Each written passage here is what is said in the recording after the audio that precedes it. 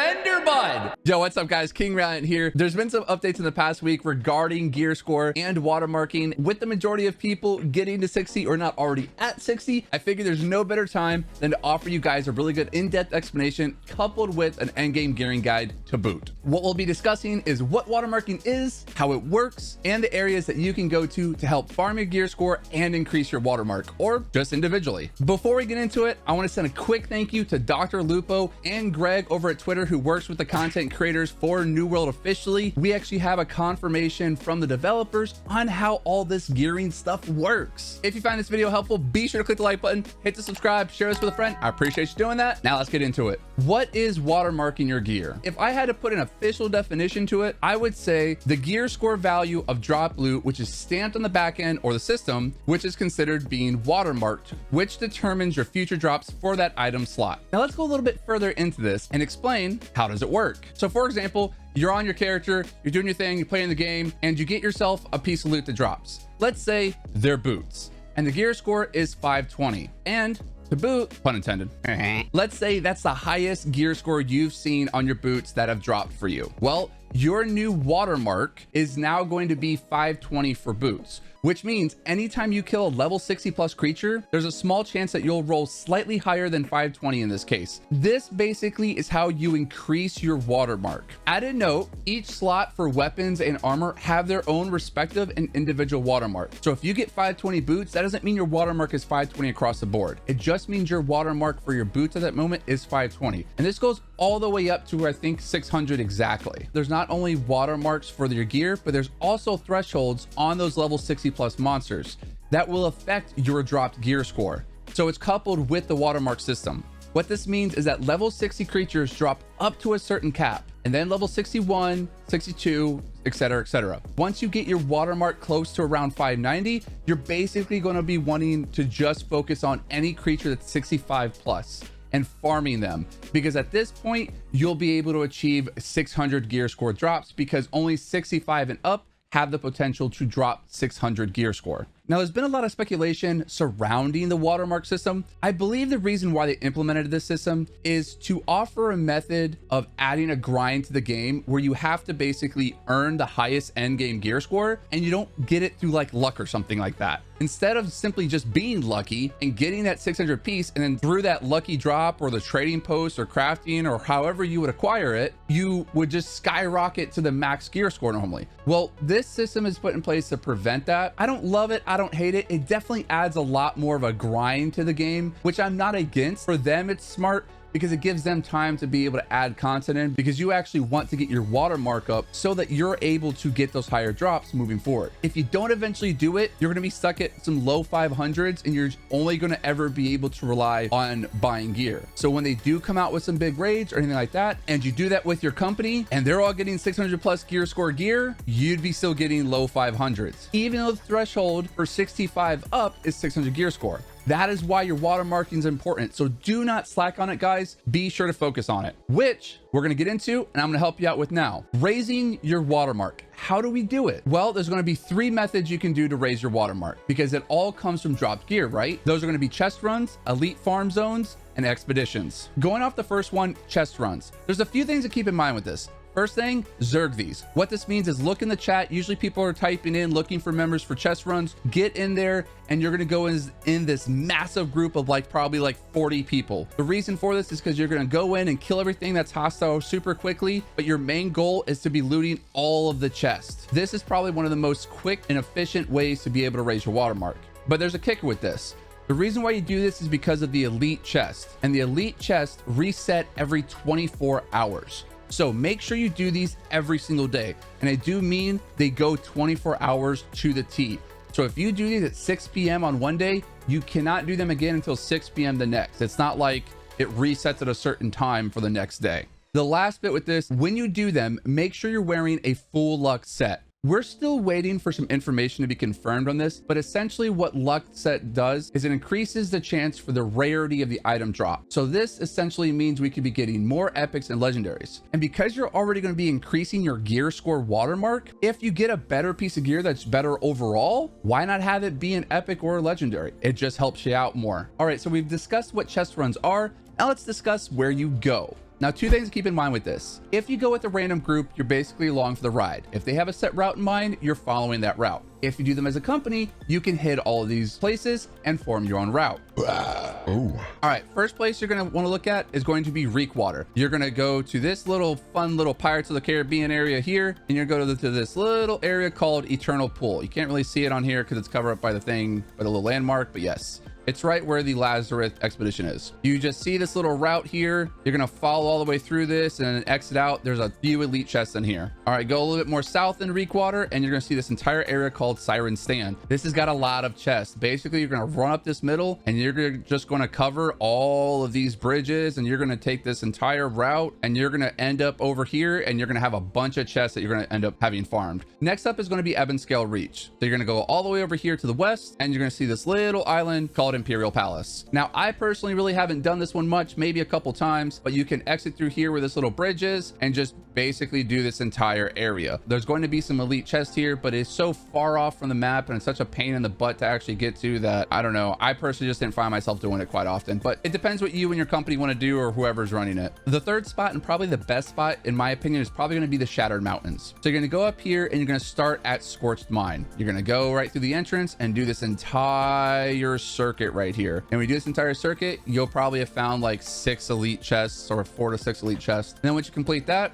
you're going to go over to the east, coming from the west side of Myrkgard, and you're going to do this entire section of Myrkgard. Now, what's cool about the Myrkgard area is these portals, even though they're kind of weirded out right now, when you actually close them, there's usually an elite chest that is right there beneath them all. So you actually do kind of want to close them on top of all the other elite chests you'll find. I think there's like 5 to 8 elite chests in here. I don't know the exact count, but this is a really good spot. But this is why you want to Zerg. These areas are super dangerous, especially when you get into Myrkgard. So when you've got 40 people just rolling through there, you're going to blaze right through it and it's going to take you no time flat. The last spot is another one that I didn't really go to very often, but you're going to head on over to Edengrove and you're going to go to this place called Malevolence. Basically, you're going to go through this little bridge here and you're just going to go all through this little area in the middle. The reason why I didn't really do this area or Ebonscale Reach very often is because they were so isolated and there wasn't really like a couple that I could combine with them. What I always did is I went to Reekwater, did Eternal Pool, did Siren Stand, and then I would recall all the way up to Shattered Mountain because it's so far. I didn't use Azoth. That's where my recall point is. And then I would do the mines and then Myrkgard, and then I would call it there. When I was a little bit lower in gear score, yes, I did the other 2 isolated ones a couple times. It was just kind of one of those things where I like to be as efficient and effective as possible. I didn't really see them being that way for me.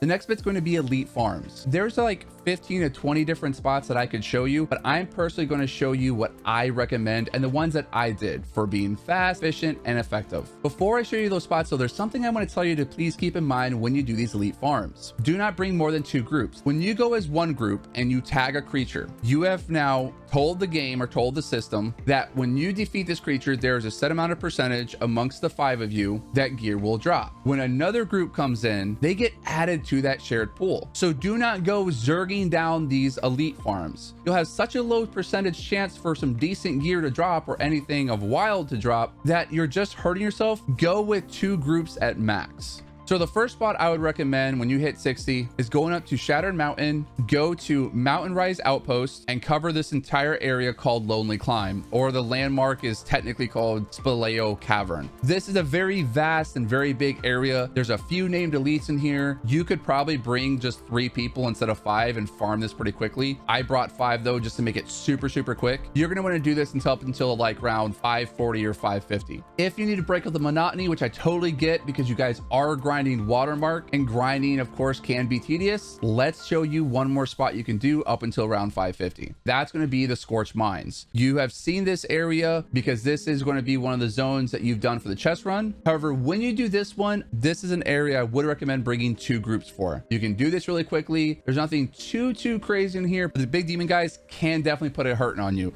So do yourself a favor, bring 2 groups. So now that you've hit around 550-ish gear score, let's venture down to Reekwater. You're going to, again, go to this same place you would do your chest run, and you're going to go to the Siren Stand. There are actually 2 named elites in here that can give you some, or named bosses, if you will, that can give you some really good gear. So this is a really good area to farm. Again, I'd recommend bringing 1 group, 2 group max. You could probably swing doing 1 group of 5 though, depending on what you have for builds. Once you get up to around 570-ish, then at that point, I would go all the way back up north to Shadow Mountain, and you guessed it, it's another place. It's a chest run. You kind of starting to see the correlation here. You're going to go to Myrkgard. Now, this is a place I would definitely bring 2 groups for. Be careful of the big tactician guy. It's the big dude that has the great sword and looks like a Diet Coke version of Commander Thorpe. He's really just a pain in the butt. What we usually do is we'll go in there as 1 group and just avoid him and still go pretty quickly. There's usually a Zerg going through here anyways for chest farms. There's a really strong chance that they're just going to take him out anyways, or the big demon dudes, leaving you to all the little elites to be able to farm and see what you can get from those guys. And if you haven't done the chest, then you have the chest, so you can do it at the same time. Another little quick note I want to add, the chests, they do cap out at about 591 for the gear score. So eventually they become pointless for you to be able to farm for gear reasons. And the reason why I didn't combine the chest runs and the elite farms is because when you first get 60, the chest runs is something you can easily squeeze yourself into and you don't need to have a higher gear score for. But to actually farm these zones, aside from the lonely climb, you really want to have yourself some gear to be able to go in there and effectively farm these zones. Otherwise, you're going to be in there forever, or you're going to go in with a really big group and you're just going to hurt your chances. The last bit of way to increase your watermark is going to be expeditions. Now, if you remember what I said earlier regarding the expeditions and that threshold of